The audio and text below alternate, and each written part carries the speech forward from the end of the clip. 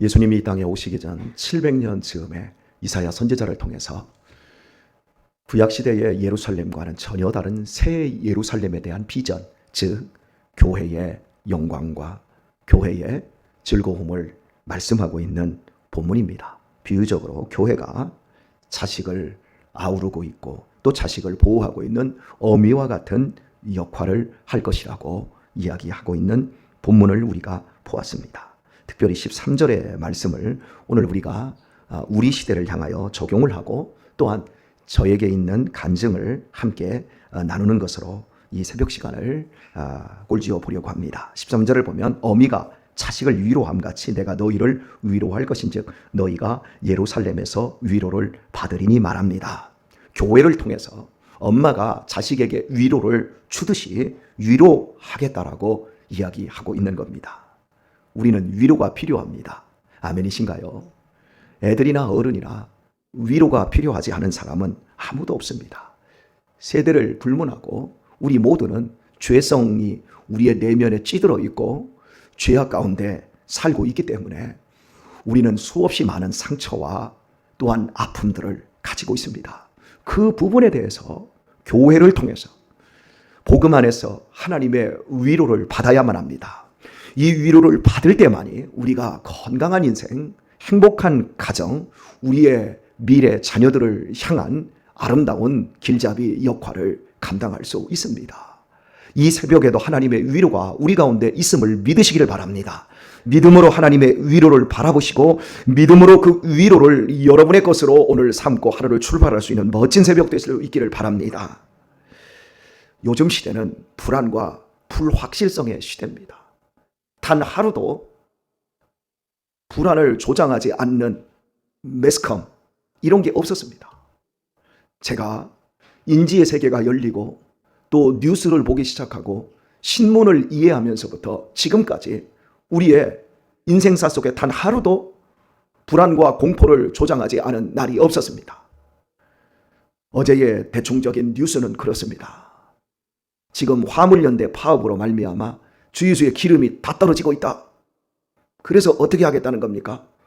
노동자로 인정하지 않고 또 개인 사업자들에게 강제적으로 일하라는 명령을 국가가 할 수는 없는 거죠. 여러 사회기관 사업이 있습니다. 노동자가 아니라고 하면서 강제적으로 일 명령을 할 수 없지요. 내가 사업이 안 되니까 개인 사업자가 너무 힘드니까 나 힘들어서 일 못하겠다. 그래서 개인 사업을 포기하는 거와 똑같은 게 이게 화물연대의 사실은 파업이거든요. 그 사람들은 그 사람들의 나름대로 어려움이 있고 국가는 국가 나름대로 어려움이 있고 다 이 어려움이 있어요. 그런데 항상 매스컴들은 어떤 정책적인 변화가 있을 때마다 우리를 불안하게 하는 뉴스들을 막 방송을 해서 그쪽으로 더욱더 몰아갑니다. 전쟁의 소식이 한 번을 끝내본 적이 없어요. 항상 전쟁, 그리고 자연 재앙들, 기후 위기들, 단 한시도 이 불안을 조장하는 이 시대, 여기에서 우리는 엄청나게 상처를 입고 믿음을 잃어버리고 신뢰를 잃어버리고 우리가 오늘 해야 될 것도 하지 못하고 또 내일 우리가 준비해야 될 것도 준비하지 못한 채 뭐가 더 중요한지를 모르게 만드는 이런 시대 속에서 우리의 많은 인생의 소중한 시간들을 낭비하게 하고 있습니다. 그리고 지금 시대는 너무나 불확실한 시대입니다. 공부만 잘하면 되는 줄 알았어요. 근데 지금은 공부 잘해서는 되는 시대가 아닙니다. 예전에는 삶이 확실했어요. 집성촌, 일가들이 모여서 살고 한 시골 마을에서 살면 어린 시절의 삶과 늙어서의 삶이 예측 가능했어요. 어린 시절을 쭉 삽니다. 그럼 동네에서 시집장가 갑니다. 그리고 논마직이나 지타가, 농사 지타가 늙어지면 자식 집에 자식이 보호해주고 자식이 다 뒷감당 다 해주는 그런 시대, 확실했어요. 우리 할아버지도 그렇게 살았고 우리 아버지도 그렇게 살았고 나도 그렇게 살다가 죽을 거고 내 자식도 그렇게 살다가 죽을 거니까 그냥 불확실하진 않은 거예요. 근데 지금은 가족관계가 모두 깨져버렸어요. 무연고 노인들이 지금 계속해서 무연고 사망, 연고가 없는 사람들이 늘어나고 있는 거예요. 1인 가족으로 다 쪼개져 있는 거예요. 그래서 가족이라고 하는 것이 지금은 새로운 어떤 젠더 이런 그 어떤 성에 관한 이런 것들의 논란, 이런 모든 것들이 가족이 예전에 전통적인 가족이 지금 다 깨져버린 거예요. 그러니까 혼자 죽는 사람들이 너무나 많은 거예요. 자식들이 부모를 돌봐요? 안 돌봅니다. 지금은 나 혼자 살다가 나 혼자 어떻게 정말 뭐 죽어지는 시대. 그래서 연고가 없는 노인들이 죽었는데 6개월 만에 심지어 막 1년 넘게 세를 안 내니까 방문 열고 들어가 봤더니 시체가 백골이 되어 있는 거, 이런 거. 그래서 가족들한테 연락을 해가지고 이건 사망했다. 그러니까 그 사람 나하고 아무런 상관없습니다. 그 사람 우리 옛날에 연 끊었습니다. 그러니까 지금 사회가 급변하면서 모든 것이 불확실한 시대가 되다 보니까 지금 우리가 전통적으로 해왔던 많은 지식과 이런 것들이 아무짝에 쓸모가 없어요. 예전에는 모르면 어른들에게 물었고 선생님에게 물었는데 지금 젊은 세대들은, 밀레니얼 이 세대들은 지금 모두 스마트폰으로 해요. 그 세대들은 스마트폰 속에서, 태블릿 같은 그 속에서 어린 시절 자라났고, 그래서 걔네들은 우리는 이런 것들을 손에 쥐면 막 눈이 안 보이고 이러는데 걔네들은 이게 일상이 되었어요. 우리 시대와 완전히 구분되어 있어요. 이렇게 사회가 급변하고 있고 이러다 보니까 지금 우리나라는 연금 구조도 참 불확실해서 2040년에는 연금이 완전히 바닥이 난다. 지금 그러면 무슨 대책이 그때 또 서겠지. 그런데 국가에서는 지금 그때도 무슨 대책이 없을 것이다. 이렇게 팽팽하게 나뉘어 있고, 그래서 앞으로의 우리의 삶, 국민연금도 믿지 못하는 이러한 시대, 우리가 무엇을 믿어야 될까요? 이러면서 우리는 겨우겨우 이 시대를 살아내기 위해서 몸부림을 치다 보니까 굉장히 이 상처를 많이 받고 있어요. 그리고 이 상처는 타인에 대한 불신, 그리고 원망. 우리나라 보세요. 이 세대 간에 이 나뉘어져서 동서로 나뉘어지고 이념간, 이 많은 것들이 분열되어서 서로를 질타하며 서로를 못 잡아먹어서 죽일 듯이 공격하는 이런 모습. 서울의 광화문이나 시청 이런 곳에는 주말이면 차가 다니지 못할 정도로 집회가 이어지고, 이게 사회가 불안하다는 거예요. 불확실하기 때문에 이런 삶이 우리 가운데 있는 거예요. 여러분, 이런 상태에서 누가 제일 많이 상처를 받을 것 같아요? 어른들은요, 내면의 상처를 받아도 이 상처들을 어느 정도 극복을 하고 이게 걸러지는 장치가 있습니다. 그런데 문제는요, 어린 시절에 받는 상처들이에요. 상처 같지도 않은 상처들이 그 사람의 전 인생을 좌우를 해버립니다. 더 큰 불안, 정상적인 삶을 살지 못하는 이런 모습들, 우울증, 불안, 그리고 공포, 신경쇠약, 이런 많은 것들이 지금 우리의 지금 젊은 세대들 속에서 지금 팽배해지고 있다라고 하는 것, 이 시대가 얼마나 많은 상처와 얼마나 많은 고통을 가져다 주는가. 부모들이 겪는 이 딜레마. 저는 어제 한 3명의 성도들과 제가 개인적으로 전화 상담을 하고 또 우리 집으로 직접 오셔서 여러 가지 이야기를 들으면서 그 아픔들을 위로해 드렸어요. 겉으로는 멀쩡한데 아픈 가정이 너무 많은 거예요. 어떻게 감당할 수 없는 사람들이 너무 많은 거예요. 그래서 한 발자국만 잘못 뛰어놓으면 운명이 완전히 바뀔 사람들이 있는 거예요. 그래도 제가 그런 분들이 저한테 찾아오셔서 저에게 어드바이스를 받고, 그리고 이렇게 했으면 좋겠습니다 라고 하는 것에 순종하는 것, 그분들이 하나님의 말씀을 붙잡고 하나님을 나의 위로자로, 나의 이 문제의 해결자로 붙잡고 있는 그런 사람들에게는 소망이 있는 거예요. 우리가 이 세상을 살아가면서 사람에게 기대어서 사람에게 위로받고 사람에게 잠깐의 격려를 받는 것으로 그 순간을 잃어버리려고 하는 사람들이 있는 반면에, 근본적으로 우리의 위로자는 하나님밖에 없습니다. 우리의 치료자는 하나님밖에 없습니다.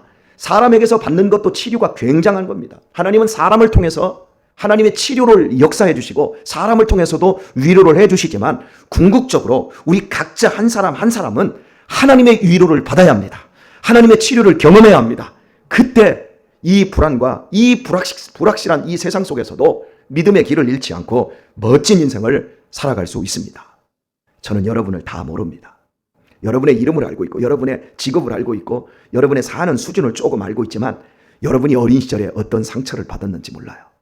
그 상처가 여러분의 내면을 얼마나 불안하게 하고 얼마나 슬프게 하는지 절 잘 모릅니다. 그러나 제가 알고 있는 건, 저는 제 자신의 내면을 알고 있습니다. 저 역시도 어린 시절에 보호받지 못했습니다. 어린 시절에 어머니나 이런 보호, 안정, 이런 것들을 제가 경험하지 못해서 제가 살아오는 날 동안 제 마음의 허함과 내 마음의 쓰라림이 저를 기쁠 때도 기뻐하지 못하게 하고, 환희의 순간에도 그 환희를 즐거움으로 승화시키지 못했던 이런 아픔들이 제 안에 있다는 것을 제가 알고 있습니다. 그래서 제가 복음 안에서 예수님이 나를 이끄시며 나를 치료하여 주시고 나를 새롭게 해주신 그 방법만큼은 제가 알고 있기 때문에 저와 다르지 않은 여러분의 내면 역시도 많은 상처와 많은 아픔들이 있으리라고 알고 예상이 되어지고, 하나님께서 저를 치료하셨다면 하나님께서 여러분도 치료해 주시리라고 저는 믿습니다. 그래서 이 새벽에도 여러분에게 복음을 증거하고 있습니다. 예수 그리스도 안에서 하나님께서 여러분에게 펼치실 위대한 복음의 역사 안에서 여러분의 모든 내면과 여러분의 앞으로의 인생길의 상처와 아픔들이 다 치유되기를 주의 이름으로 축원합니다. 가장 중요한 건요, 하나님이 나를 아신다는 거예요. 나를 너무나 잘 아신다는 거예요. 내가 위로받아야 될 그 순간이 왜 필요하죠? 내 뜻대로 안 되기 때문에. 내가 어떻게 할 수 없는 딜레마 속에 있을 때, 그때 하나님이 나를 아신다라고 하는 것, 그걸 내가 생각하는 것만으로도 나는 위로가 된다는 걸 아십니까? 자, 고린도 후서 1장 3절에서 4절의 말씀을 보면 우리에게 이렇게 말씀을 시작하고 있습니다. 찬송하리로다. 그는 우리 주 예수 그리스도의 하나님이시요 자비의 아버지시요 모든 위로의 하나님이시며 말합니다. 자비하시는데 모든 위로의 하나님이시며 우리의 모든 환난 중에서 우리를 위로하사 우리로 하여금 하나님께 받는 위로로서 모든 환난 중에 있는 자들을 능히 위로하게 하시는 이시로다. 누가요? 예수 그리스도. 그분께서 모든 위로의 모든 환난 가운데 우리를 위로하실 수 있고, 우리를 환난 가운데서 그 위로를 통해서 우리를 건져내실 수 있다라고 약속하고 있는 겁니다. 저는 여러분에게 제 간증과 같은 이야기를 함께 나누면서 오늘의 말씀을 맺도록 하겠습니다. 저는 목사로서 참 부족합니다. 저는 목사가 되는 길에 있어서 지방신학교를 나와 목사가 된 사람들이 이건 턱걸이 목사라고 해요. 학력으로 봤을 때 일반대를 나오든지 총신대 본과를 나와서 총신대학 원으로 가는 코스가 있습니다. 그 중에서도 서울대를 나왔다든가 아니면 미국에 유학을 가서 또 다른 공부를 해서 석사, 박사를 가졌든지, 제 동기 목사님 가운데는 수원대학교 교수도 있었어요. 교수를 때려치고 신학교로 오신 분도 계세요. 그런 분들에 비하면 저는 지방신학교에서 그것도 가장 힘들게 야간으로 공부를 했어요. 그러니까 공부를 저는 제대로 못한 거예요. 이해하시겠지요? 야간으로 공부를 했으니까 낮에 일하고 우리 그 엄태경 장로님 밑에서 제가 일을 했으니까요. 그러면서 저녁에 공부 아닙니까? 뭐 공부가 되겠습니까? 그런 식으로 공부를 했으니까 저한테 있는 것이 뭐냐면 이 학력에 대한 열등감이에요. 같이 신학교에 들어가서 공부를 하는데 중고등학교 시절에 공부를 잘한 것도 아니고 고등학교 시절에 놀아버렸으니까 공부하는 방법도 몰라요. 근데 무턱대고 신학교를 가고 낮에 일하니 공부할 시간은 없고, 그래서 같이 공부를 이렇게 해보니까 발표를 할 때 문제가 뭐냐면 사람들은 줄줄줄줄 교수, 생각해보면 수원대학교 교수가 여기 나와가지고 자기 발표하는데 그게 한 개 그 직업 아닙니까? 그 사람이 내 나이 때 그거 왔는데 얼마나 잘하겠어요. 그런 기라성 같은 분들, 그런 분들하고 같이 신학을 하는데 할 말이 없는 거예요. 낄 자리가 없는 거예요. 그러니까 더 열등하고 더 상처를 받을 수밖에 없지요. 그래서 말주변도 없고, 그래서 그때부터 이 모든 발표 자료들을 다 글로 썼어요. 그리고 이제 컴퓨터로 쳤어요. 설교도 할 줄 모르니까 컴퓨터로 쳐서 읽었어요. 그러면서 제가 이렇게 살아왔어요. 그러다가 교회를 개척하면서 내 인생의 모든 기반이 다 흔들려 버렸죠. 그건 저에게 어마어마한 상처였어요. 교회를 개척하려고 하는 사명감 가지고 처음부터 기도하고 금식하고 준비했던 것도 아니고, 청빙이 깨짐으로 말미암아 2번씩 깨짐으로 말미암아 갑작스럽게 교회를 개척할 수밖에 없는 그 비참한 처지. 여러분, 그때 상처받은 상처를 뭘로 달랬냐면 제 아내와 함께 여기서 피아노를 치면서 너 하나님께 이끌리어 일평생 주만 바라며, 이 찬양. 그러면 하나님 이끌어 주신다. 이 찬양으로 아내와 함께 서로를 위로하며 이 찬양을 눈물을 흘리면서 여기서 얼마나 개척 초창기에 그 찬양을 불렀는지 몰라요. 그리고 신방 갈 때가 있어야죠. 불러주는 데가 있어야지요. 그래서 제가 찾아간 곳이 어딥니까? 한일 노인 중앙보호센터, 성광원, 이런 곳에서 치매 노인들에게 설교를 한 거예요. 복음을 전하고 싶으니까. 그리고 애계로 찬양단에서 7년 동안 돈 안 받고 계속해서 목요일 날마다 찬양 집회, 애들 뭐 많이도 모이지 않아요. 어쨌든 그래도 제가 7년 동안 가서 늘 설교를 해줬어요. 그리고 뭐 마제테스라고 하는 평야고에 가서 또 일주일에 한 번씩 설교해주고, 다 페이 받는 거 아니었어요. 못했지만 말씀을 전하고 싶어서. 그리고 항상 설교를 써서 주일 설교만큼은 다 타이핑을 해서 다 했어요. 그러면서 하나님 아시지요? 보시지요? 그리고 그 길을 지금 제가 성광원 치매노인들에게 노인 주간보호센터 설교하는 것은 13년, 만 13년째 제가 설교를 했습니다. 한 번 제가 못 들어간 날이 있어서 지역에 있는 목사님한테 내가 2번 연속으로 빠지기가 뭐하니까 한 번 부탁합니다 하고 가서 좀 설교 좀 부탁했더니 이 목사님이 설교 끝나고 나서 나한테 성질을 내더라고요. 왜 나한테 그런 곳에 가서 설교하라고 하냐고. 그 치매노인들한테 내가 무슨 설교를 하냐고 막 나한테 화를 내더라고요. 제가 13년 동안 여러분이 치매노인들이 제가 설교하면 추임새로 넣는 거 알지요? 거짓말하고 있네. 지랄하고 있네. 이렇게 추임새를 넣는 곳에 가서 13년 동안 제가 설교하는데 여러분 하나님이 보셨을까요? 안 보셨을까요? 그게 저한테는 어찌 보면 제 열등감이 있음에도 불구하고 몸부림치면서 주의 종으로 성실하게 살려고 하는 제 삶의 노력이었는지 몰라요. 그런데 말입니다. 올 8월 달에 제 모교 수원신학교에서 전화가 왔어요. 그러면서 권 목사님 내년부터 오셔서 강의 하나 해주시지요. 예, 제 모교에서 저한테 강의를 해달랍니다. 그런데 제 모교인데 제가 그냥 갈 수 있어요? 그래서 그래도 가면 내가 조금이라도 내 모교인데 돈을 내야 되는데 돈이 없어요. 그런데 모 성도님이 목사님 내가 좀 돈이 여유가 있는데 목사님 좋은 일에 한번 써주세요 하면서 저한테 후원을 좀 해주셨어요. 그래서 제가 돈 얼마를 후원금으로 넣었어요. 그리고 그랬더니 저를 그 수원신학교 이사로 픽업을 해버렸어요. 그래서 지난주에 제가 회의를 갔더니 목사님들이 이 사진이 20명 있는데 다 평균 나이가 72살이에요. 늙어가지고 학교도 늙어가는 거예요. 그래서 왜 하나님이 나를 부르셨는가를 제가 깨달았어요. 그래서 내년부터 겸직 목회와 앞으로의 다음 세대에 관한 이 지금 현재 우리가 유튜브를 통해서 하고 있는 이런 부분들을 제가 강의하면서 그 학생들을 제가 일깨우고 공부를 가르쳐야 될 것 같아요. 자, 그런데 어제 저녁에 7시 무렵에 전화 한 통화가 왔어요. 그런데 그 전화는 혹시 여러분 주바라기 선교회라고 아시나요? 주바라기 여름 캠프, 주바라기 겨울 캠프 있지요? 그 캠프에 3,000명 이상 모입니다. 그 캠프에 내년 1월 28일 9시 강의, 9시 말씀 한 타임을 나한테 해달라고 어제 전화가 왔어요. 제 자랑으로 듣지 마시고요. 전화가 왔어요. 그래서 예, 감사합니다. 가겠습니다. 이제 그렇게 하고 제가 이제 전화를 끊었는데 우리나라에 공식적인 신학교를 나오신 목사님들의 숫자가 한 15만 명입니다. 15만 명의 목사님 가운데 주바라기 선교회의 그 캠프에 설교자로 가는 사람은 몇 명 안 돼요.